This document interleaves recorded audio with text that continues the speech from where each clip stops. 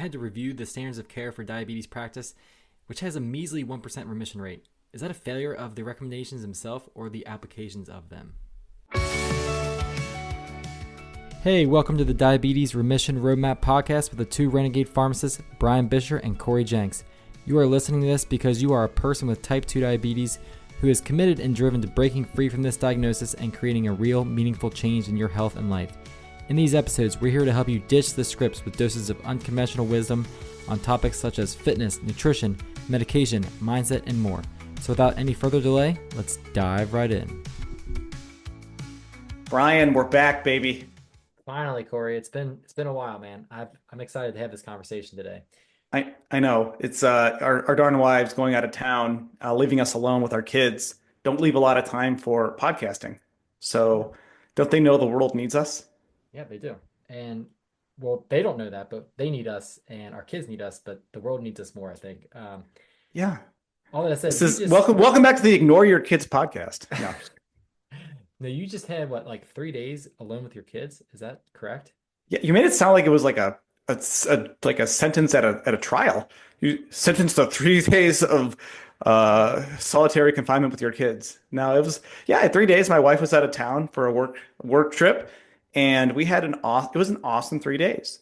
And when mom got home last night, you would have thought I was torturing them because it was just like, mom, mom, mom, hold me, mom, mom, mom, mom, mom. I mean, and listen, I'm going to toot my own horn with it. She got home. There was hot dinner on the table. The house was cleaned up. The laundry was put away. The kids had all had their activities done. We had done swim lessons, basketball.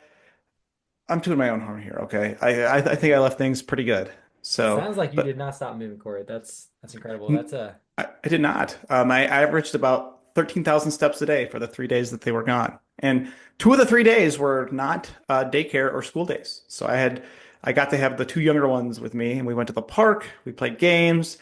It was fun, and like it was not. I mean, it was hard work, and the sleep was terrible. But we're here. We're recording on a Friday. yeah. I got 6 hours of sleep last night. This is like the best I felt in a week. So Yeah, man. And I hear you. I look forward to the days that I have those alone times with kids. They call them daddy days, and mhm. try to make the most of it. It's definitely a challenge. So kudos to you for doing it 3 days in a row, back to back. I have Yeah, not done that yet, yeah. but I'm sure that time will come. So Yeah. Well, shout out to my parents who will not listen to this podcast for helping me yesterday shuttle some kids around to swim lessons and stuff. So, um, now they've yeah, specifically said, "What is it about? Diabetes? Should we listen to it? You don't have diabetes. I guess we won't." Thanks for the support, mom and dad. Um, they're that's only good. about 25 minutes long. I'm good. All right, that's good. Wow. So, but we're not here to talk about our children or our parents. Us here in the sandwich generation. But what are we here to talk about, Brian? You're in charge of the topics. I just yap my gums. We're here to talk about the standards of care, and really, is it killing you? I feel like your doctor is following this standards of care. Mhm. I don't know. What do you think, Cory? I might be dying of boredom trying to read them. There's how many pages? There's like 26 pages. There's an insane. So I think type 2 diabetes, I was having this conversation with a provider the other day, is not a complicated disease process. It's literally just energy and sugar toxicity secondary to insulin resistance. That's it. And there's, I think, the three ways you can go about managing and reversing it. I mean, less sugar in, burn more off, build a bigger storage tank. Okay, I've just defined what it is and how to fix it in 38 seconds. But we have a standards of care that is pages and pages long. That if it was great, if it was a good standards of care, we wouldn't have this podcast because no one would have diabetes. Well, let me just give you exactly how many. There are 17 different sections, each with 17 their own sections. Oh yeah, my gosh. sections. So Yeah. chapters of standards of care. So your doctor doesn't have time to have an appointment with you long. Do you think he has time to actually, or he or she has time to read this many standards of care? The answer to that is no, obviously not.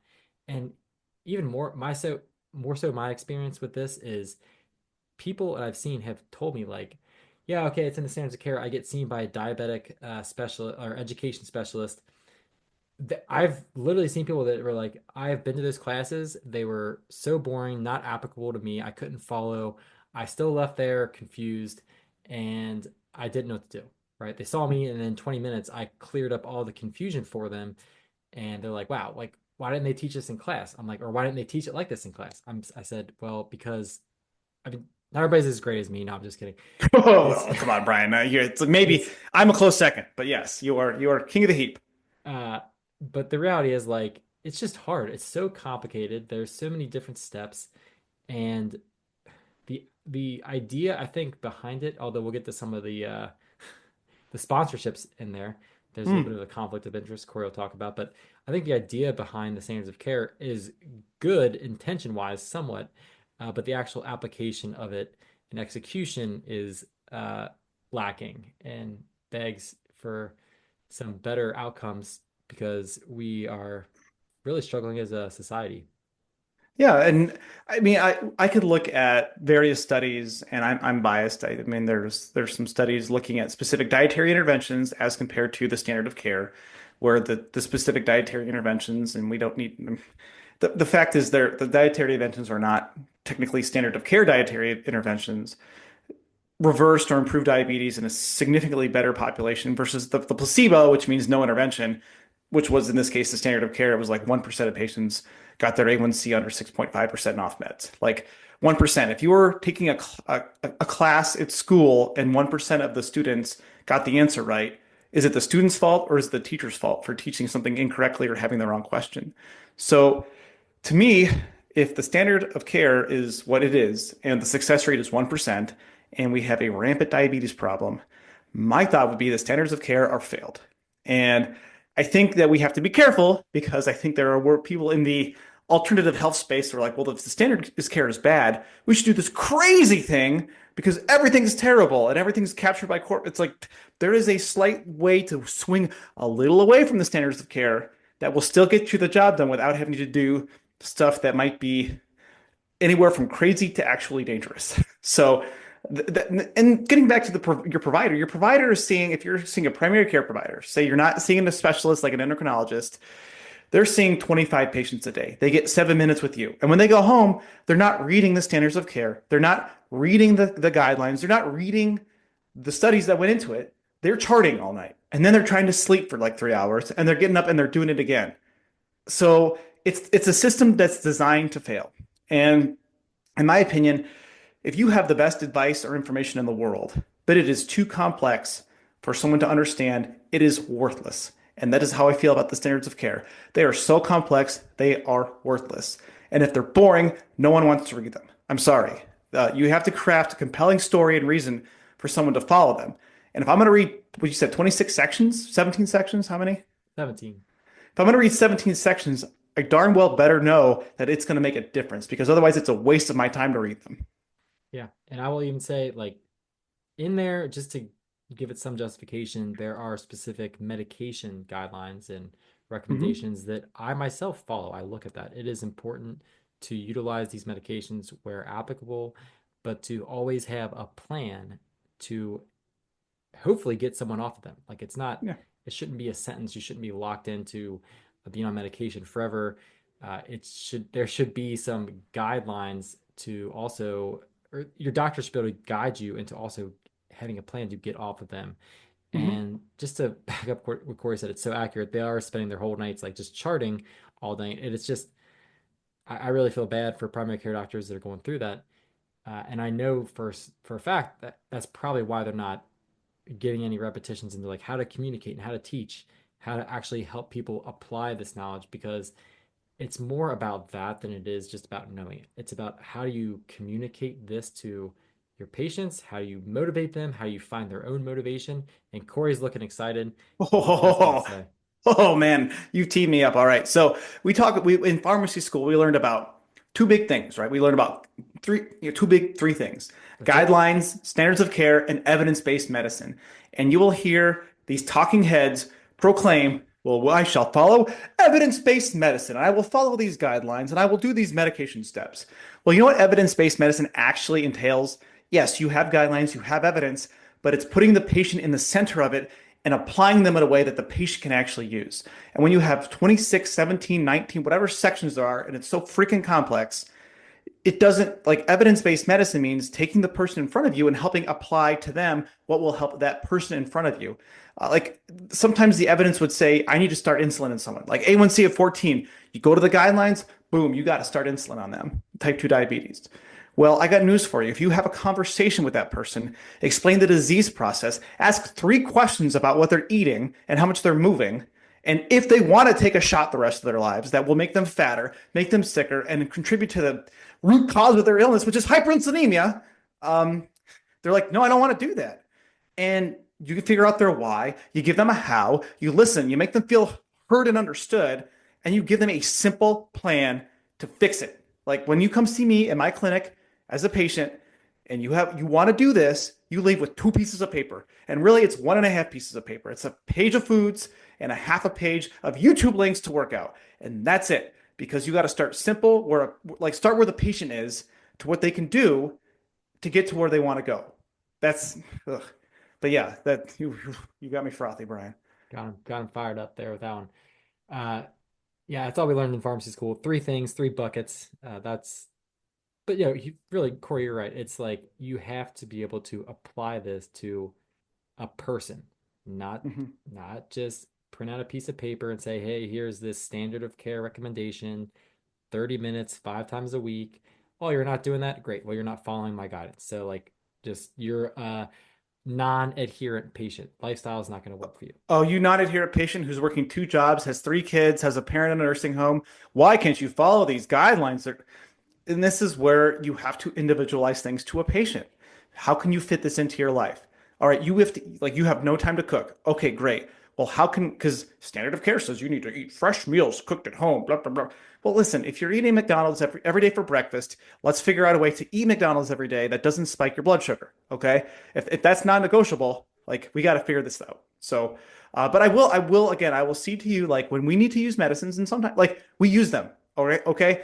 I don't want you to come back and be like, "Hey, Cory, I heard that you actually, gave someone Ozempic. Are you a hypocrite?" No, like there are times where medication is appropriate, and the goal with a patient, if they want to, is to stop it eventually, give them an off ramp. So, but sorry, Brian, you have No, a say, can you just give an example when that would be applicable or relevant to start someone on that?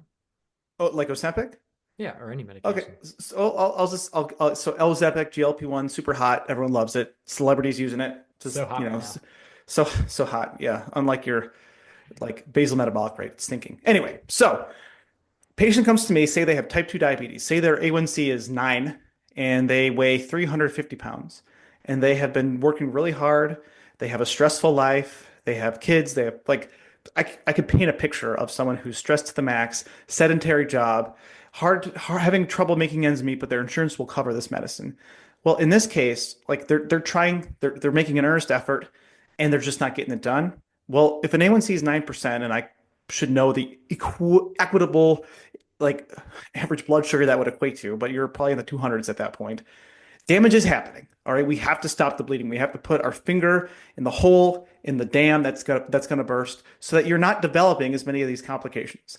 And if I have to put you on a medicine, I want to use the most effective, best guideline direct medicine as far as preventing complications, heart attacks, strokes. And then if you're overweight or obese, one that'll help you lose weight. So that in that case, like you have no contraindications. I provide the education. All right, let's try drug like Ozempic in that case. And so there I would use that, but I would use that along with all of the non-pharmacological counseling that this patient can implement in their life. And at this point, maybe they just can't do it because of the stress, the life, the issues. And I see that every day. And I think a lot of people who proclaim that if you use a medicine, you're cheating, you're a failure, you're this, you're that. Like you're coming from a place of like, I hate the P word of privilege, but if you have a roof over your head, you have plenty of money, and you have the time and resources to devote to a program or exercise or this, great. But some people are just like their lives are chaos and a mess. So if they need a little help with getting their sugar under control so they don't like die early, okay. Um, but to proclaim Ozempic should be used like a shotgun for everybody ever, and we're using this as one example of using a drug. I think that's wrong to swing that way too. So Yeah. does that in any way answer your question, Brian? Very thorough. Thank you, Corey. Yeah, and Okay.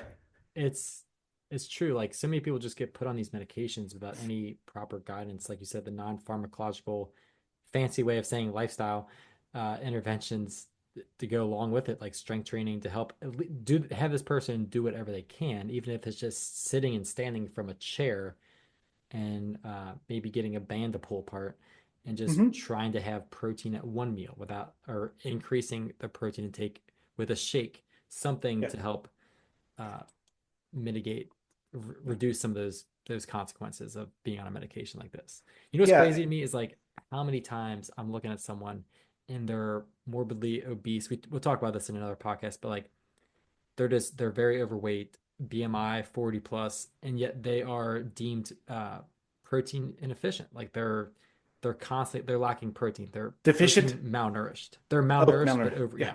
yeah, Yeah. Overfed, undernourished. yeah. So So, okay. Well, the good news though, okay, if we're going to use medicines, all of the American Diabetes Association standards of care, they're on the level. Like all the medicines they're recommending, they have no reason to, there would be anything nefarious about their recommendations, Brian. Would there be? well, Nothing that would sway their opinion or sway them away from a lifestyle approach, anything like that? who sponsors them? Well, we're going to link to this in the show notes because this isn't some like dark web conspiracy. It's on the ADA page. So this is their founding pathways, corporate sponsors, and I'm just going to read directly from the website. It says the American Diabetes Association gratefully recognizes the pathway to stop diabetes, cough, corporate sponsors who cumulatively have contributed more than $53.6 million to this initiative. So we have Eli Lilly, Novo Nordisk, and Sanofi as the founding pathway sponsors. And so Oh wow. it's been a while since they've updated. COVID must have gotten in the way, but 2020 Discovery sponsors, Lilly gives $1 million plus annually to them. So if you are an association who is about managing diabetes and a big drug company gives you a lot of money, are you going to say don't use their drug? Like, and you can't I can't be all like Charlie from It's Always Sunny connecting the dots going crazy. But like, if you say don't use it, the money's going to dry up. And if you care about having your association, you're going to keep doing it. So they say they're on the pathway to stop diabetes, but when the incentive is to get paid by the people that make the drugs, I don't see how you can mitigate that conflict of interest. So even if you are following the standard of care could be biased. I'm not saying it is, but there is that potential for bias. Like whenever we would do a journal club in pharmacy school or as a resident or as a pharmacist, you always look at if anyone funded the study that you're reviewing, and inevitably there is this study was sponsored by Eli Lilly, Sanofi, etc. So if a company is funding a study for their drug, are they going to publish a study that does not show that drug is good?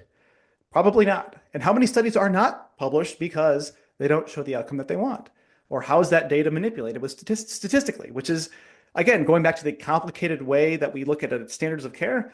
Statistics are so complicated that a select few can understand them in a way that they know how to apply them. So when you say this drug reduces diabetes complications by 50%, well, is it relative or absolute risk? Like there's all these games that can be played and manipulated. And again, we're not saying don't use medicines when it's appropriate, but we have to look at the underlying conflicts of interest. So Yeah. even if you're Okay. following these standards of care, there uh, could be issues. And the same doctor that's burnt out, tired of charting when a company sponsors a drug dinner, they're gonna be like, you know what, I earned that. They're gonna go and learn how great the drug is while they eat their steak, and they say, I won't be biased with this. But you know what? They're probably gonna be biased a little bit. Talk about kickbacks, man. Or influence or something. It's $53.6 million. That's a lot of money. And I'd be Yeah. curious to see like just the association or trend of like sponsored or funded money towards the ADA and rate of diabetes over the last like 20. That'd be a really interesting statistic, wouldn't it? Probably, correlation does not equal causation, though, Brian. So let's not get ahead of ourselves. Uh, So even if there was a correlation, I got to think be, there'd be a strong correlation. yeah. So, Which if people are listening, it's like correlation. Yeah, doesn't mean causation, but there's a relationship where you would probably see similar curves graphing like how many people have diabetes and how much money is going into the ADA. Because if you really want the cure, like the whole, where's the cure? Well, it's in the 1930s, it's in the 1940s. Like people didn't have diabetes at that time. It was the rate was like the 1%. 1970s, the 1980s, like metabolic 1980s, syndrome, yeah. like 88, they had to come up with what metabolic syndrome or syndrome X is because it didn't exist. It was like 1% of the population had type 2 diabetes, and now it is obscenely higher. And as we should have these statistics off the top of our head, but we don't. So, but it's a lot. So the very All this scientific to say, I want to kind of tie this full circle. Like we said at the yeah. beginning, is following the standard of care going to kill you? Like the answer to this is, I think, well, there's a study that was done a little while ago. You shared with me. It's like, hey, if they follow the standard of care, you had a higher chance of dying than you did actually achieving remission, which in this case, finally, the ADA is recognizing the chance of remission for the first time in a long time. They used to just classify this as chronic progressive, nothing you could do about it. Now they are at least acknowledging the fact that, hey, yeah, you can achieve remission. You can not require medication to control your blood sugar. But at one point, correct me if I'm wrong, there was something that showed like you had a higher chance of dying if the standard of care is followed versus it actually achieving remission. Yeah. Yeah, that is correct. So, is it, yeah, it's, we can't say for sure. I would say it depends. Yeah. It really just depends. Because if you were someone who was going to eat crap and not change, yeah, you'll live longer if you follow the standard of care because your blood sugar won't be 300 and you will have fewer complications earlier. But if you are someone who wishes to not rely on medications and really get your energy, vitality, or your kind of birthright to health back, then following the standard of care is not that path. Yeah. So, and there, as I said, you could swing too far to where I'll never use another medicine again. Not true. If I had a serious infection, I will take an antibiotic. So we are not Good point. anti-medicine, and as we said, we'll prescribe these medicines when appropriate. So for a clickbaity title, is the standard of care killing you? It depends. To tie it all up. So, Brian, thanks for getting me all frothy today. Do you have anything else to add, or have you feel Yeah, I think that's we've covered these 26 complicated sections in great detail, as you can it tell? was 17, but you keep going back to 26. I'm just I gonna don't know like why, have them but add 9 sections. I will email them, I will sponsor them and say, hey, you gotta add. But I'm actually to kind of tie this all together, I just think it's important to like iterate what do we really have like this broken down to 3 steps, right? yeah, Like very simple. you really just need if you are going to give yourself the best chance to that roadmap to remission from diabetes and freedom, it's to first implement steady strengthening. And the reason we like, well, why strengthening first over nutrition? Isn't that the most important? Yes, nutrition is really key, but when you start strength training, you start to affect your nutritional choices through just behavioral decisions, right? It's actually been shown that once you start to exercise, you'll make better decisions, more aligned decisions, I should say, with your food, with your goals. So steady strengthening first, and then we start to nourish your nutritional needs, so you're not one of those people that is overfed but malnourished. And then finally, it's like just that roadmap to freedom. That how do you flourish? How do you keep this going? And how do you advocate for yourself, or how do you get someone to help advocate for you so that you can go to your doctor and say, hey, like, I've been able to do this on my own. Let's try without medication. Mhm. So just think Yeah. it's 17 steps or, three. I could really break this down to like 3 sections. Talk just kind of Yeah. like pharmacy school. Yeah, only it works. And it works. Yeah. That's great. Good point. So, well, Uh, yeah. So I think my big takeaway is if it's something is too complicated to understand, like if it's not simple, it's BS. That's a quote that I've taken from I forget the book, but if it's not simple, it's crap. Like you can't follow it. It's designed to be complicated, kind of like any kind of insurance, like homeowners, life, etc. Like we have to have these brokers to help you figure it out, or like getting a mortgage. Way too complicated for what we're doing. But now there's a select few that can do it. And for thousands of years, we didn't have type 2 diabetes.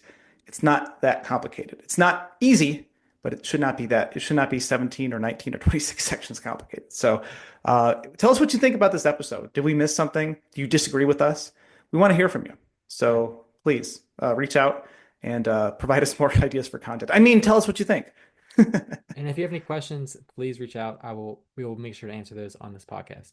Yeah, maybe next one will be a Q&A episode. That'd be cool. Yeah, we'll see. We'll see what kind of questions we get. So thanks everyone for listening. Thanks, Brian, for a fun, lively conversation yet again. Yeah. Of course, Cory. Talk to you All next right. time. Till next time.